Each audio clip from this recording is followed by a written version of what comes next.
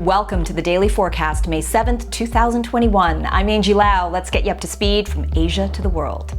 Get ready to hear a lot more about Bitcoin Cash. The Bitcoin spin-off with lower transaction fees has made its way into the top 10 of cryptocurrencies. One reason for its rise in popularity, transaction fees. Now, a $20 transaction may not be that big of a deal if you're trying to buy a Tesla with Bitcoin, but what if you just want to get a cup of coffee?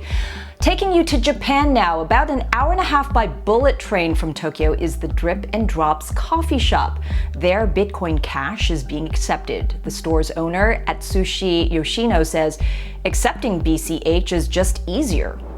クレジットカードの方が手数料は高いんで、仮想通貨や、スマートフォンのシステムの方が手数料安くて助かりますね。プラス支払いのタームが短い。And with next week's network upgrade, BCH transactions will be more scalable, customizable for users, and reportedly more secure. It's basically 99.999% secure to accept an unconfirmed transaction as a merchant, but now with the introduction of double spend proofs, that is just becoming even more impossible to double spend.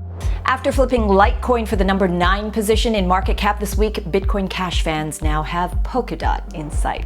All right, taking a look at the other Bitcoin, down just under 2% on the day here in Asia, and in the top 10 for cryptocurrencies, Dogecoin shaking off the stage fright before tomorrow's Elon Musk's SNL gig, up almost 3%, and Cardano is up almost 10%.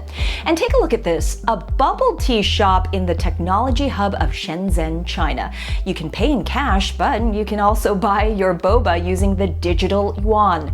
Shenzhen, of course, one of the pilot cities for the DCEP program in China, and now that program is expanding to the countryside. Villagers in northern China's Dalian city are using the digital yuan for trading goods in farmers markets. Now, some industry experts believe pushing the digital yuan to less tech-savvy villages is just the next step towards China's official CBDC launch. But it doesn't stop there. During the Golden Week labor holiday, China unleashed 10 million RMB, or over $1.5 million worth of free digital yuan for spending in major cities, Suzhou and Shanghai. Tourist hubs such as Hainan, which is also a free trade port, are now accepting the digital yuan for concession.